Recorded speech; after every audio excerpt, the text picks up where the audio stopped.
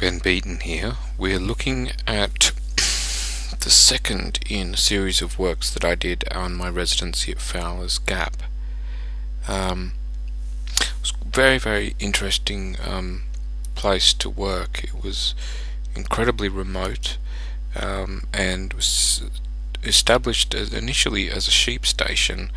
It was taken over by the University of New South Wales and set up as a research institute, and they also set up some artist residencies there as well, like little cabins, and I had one in a gorge. It was very remote, a couple of food drop-offs for the month, that was it.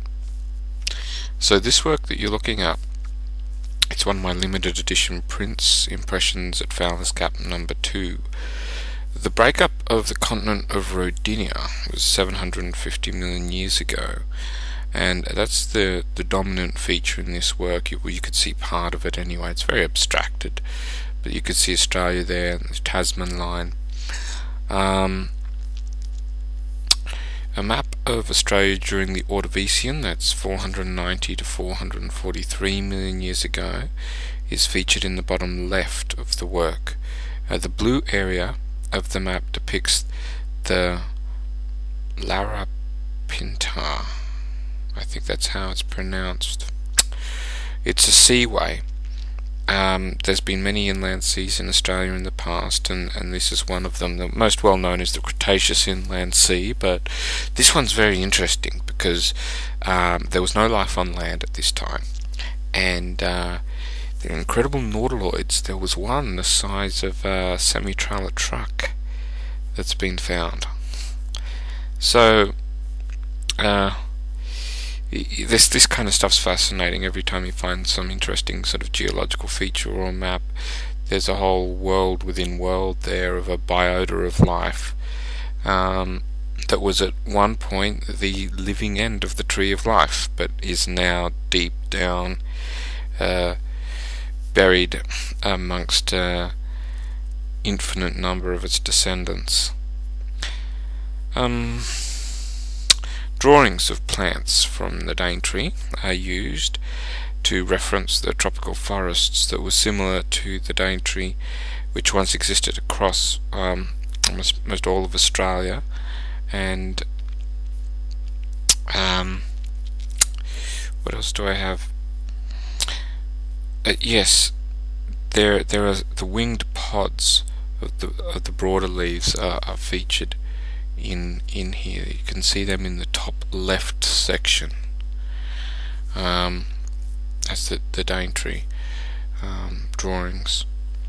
An Ichthyosaur swims in the inland sea. There's a depiction of that in the top right corner, so it's referencing the Cretaceous sea, another inland sea much later after the Ordovician seaway. The Cretaceous sea is that Cretaceous is the last period of the dinosaur time, and there's other maps and imagery referencing the satellite imagery of Fowler's Gap, and that's on the left hand side. You can see it there, and in the bottom section of the work there's a landscape which depicts I used the landscape of Broken Hill as reference material outside of Broken Hill, but I've tried to recreate it so it actually has the appearance of a landscape fresh after a glacial event, where the ice actually really cuts in and chisels out the rock. So it'd be far more dynamic type of slopes after the glacial features to that region today. It was actually Lawson, the geologist who did a lot of work in Antarctica, who initially realized that Broken Hill was once a glaciated environment. You found all these small pebbles and very rounded pebbles, which is dropstones, and you get this after these rocks are being chiseled out, broken up into little pieces and rounded up by glaciers. So, and obviously, yes, there's lots of my drawings as well from the